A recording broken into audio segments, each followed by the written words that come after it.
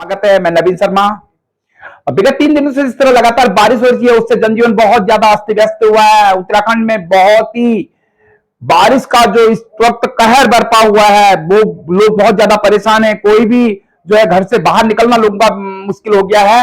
Weather में मैं आपको दिखाता हूं, देखिए ग्राफिक के माध्यम से आपको समझाता हूं मैं किस तरह की बारिश होने की संभावना है। विगत 3 दिनों से जिस तरह बारिश हुई थी, आपको मैं सबसे पहले नैनीताल में चलता हूं। ये देखिए नैनीताल में जिस तरह बारिश हुई थी, लगातार नैनीताल में जिस तरह बारिश हुई थी, उसके बाद आपको मिलेगा भीमताल। भीमताल में भी बारिश का सेम वही कंडीशन थी।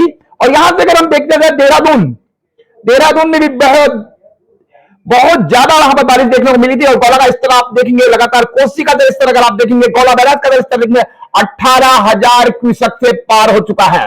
अगर यहां पर ये कंडीशन रहती है, अगर 1-2 दिन बारिश और होती है, अगर 2 दिन बारिश और होती है तो मुश्किलें बहुत ज्यादा बढ़ सकती हैं। मैं सभी जितने भी मेरे दर्शक मेरे चैनल को देख रहे हैं, मैं आपको बिल्कुल पूरी तरह से सतर्क कर देना चाहता हूं। कोई भी व्यक्ति घर से बाहर निकले, आप भी 18 से 20 रोटे अभी तक कुमाऊं की 18 से 20 रोटे बोल्डर गिरने से बाधित हो चुकी हैं। कहीं भी आने जाने की सुविधाएं नहीं है। जब तक रास्ते मार्ग खुलते नहीं है, पूरी तरह खुलते नहीं है, तब तक घर से बाहर ना निकले तो ज्यादा अच्छा है।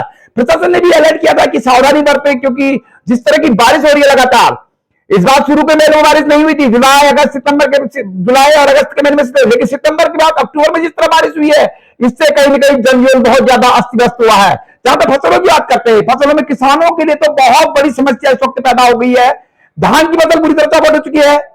उसके बाद देखा जाए तो जो हमारे यहाँ मांस होता है उसकी फसल पूरी तरह चौपट हो चुकी है।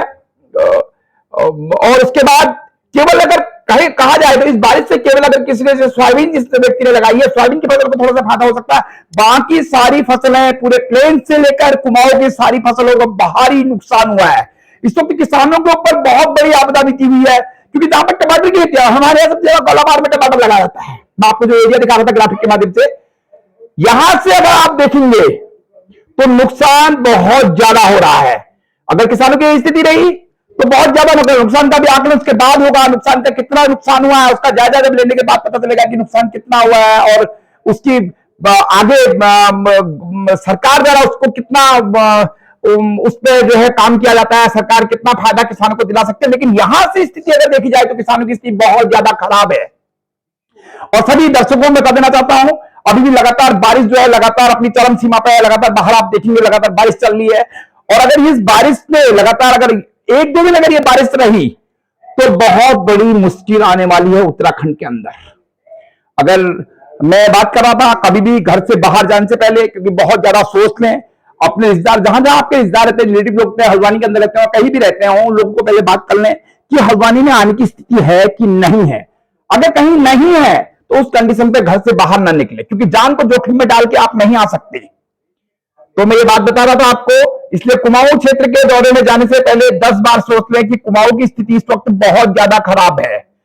गौला बैराज की बात करूं, गौला बैराज से आप देख लीजिए, कोसी की नदी की बात कर लीजिए, आप जितने भी नदी नाले हैं कुमाऊं के अंदर, उत्तराखंड के अंदर जितने भी नदी नाले हैं सारे उफान पे हैं इस वक्त।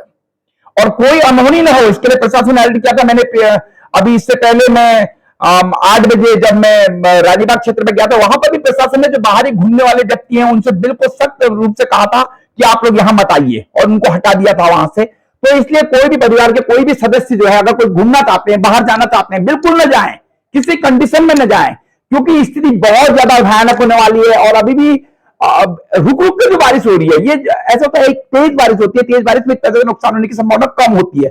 जब रिस्क की बारिश होती है तो रिस्क की बारिश में यह संभावना ज्यादा रहती है, पहाड़ टूटने का खतरा ज्यादा रहता है, क्योंकि जमीन में रिस रिस के पानी जाता है और पहाड़ टूटने की ज्यादा संभावना रहती है। अगर इस तरह से पहाड़ टूटेंगे तो निश्चित रूप से जनहानि हो सकती है। तो इसलिए कोई अनहोनी ना हो, इसके लिए सभी लोग सचेत रहें। और दूसरी बात मैं आपको बता रहा था, आज उत्तराखंड के अंदर कई चीजें ऐसी होती है, मैं मानता हूं जरूरी चीजें हैं, जरूरी सामान होता है, कभी कोई पेशेंट होते हैं, कोई लोग होते हैं, परेशानियां हर किसी इंसान के साथ रहती है, उनका किसी का जाना बहुत ज्यादा जरूरी होता है। लेकिन उस जरूरी काम को भी आप बहुत सेफ्टी के साथ कर सकते हैं। आप उसमें प्रशासन की मदद ले सकते हैं, क्योंकि प्रशासन की मदद ले सकते हैं। और आजकल तो हाईटेक जमाना, आप किसी की भी वो लेकर के सहायता लेकर के आप कहीं भी जा सकते हैं, लेकिन बहुत सेफ्टी के साथ जाएं, क्योंकि कुमाऊं दौरे पर तो खास तौर पर जो घूमने वाले लोग, मैंने देखा है कि पर्यटक जब भी हमारे पास कुमाऊं में जब बर्फबारी होती है या कभी भी कोई चीज होती है तो घूमने चले जाते हैं, लेकिन ऐसा न करें, क्योंकि आपका परिवार है, आपके साथ हैं, आपके साथ पूरे लोग जुड़े होते हैं। उत्तराखंड के तमाम प्रदेशवासी, प्रदेश के सभी उत्तराखंड के प्रदेशवासी आपके साथ जुड़े हुए हैं, और कोई भी अनहोनी घटना न हो इसके लिए अपने घर पर रहें और किसी भी अनहोनी से बचें। तो ये था मेरा एनसी शर्मा मेरा न्यूज चैनल है, सब्सक्राइबर कीजिए।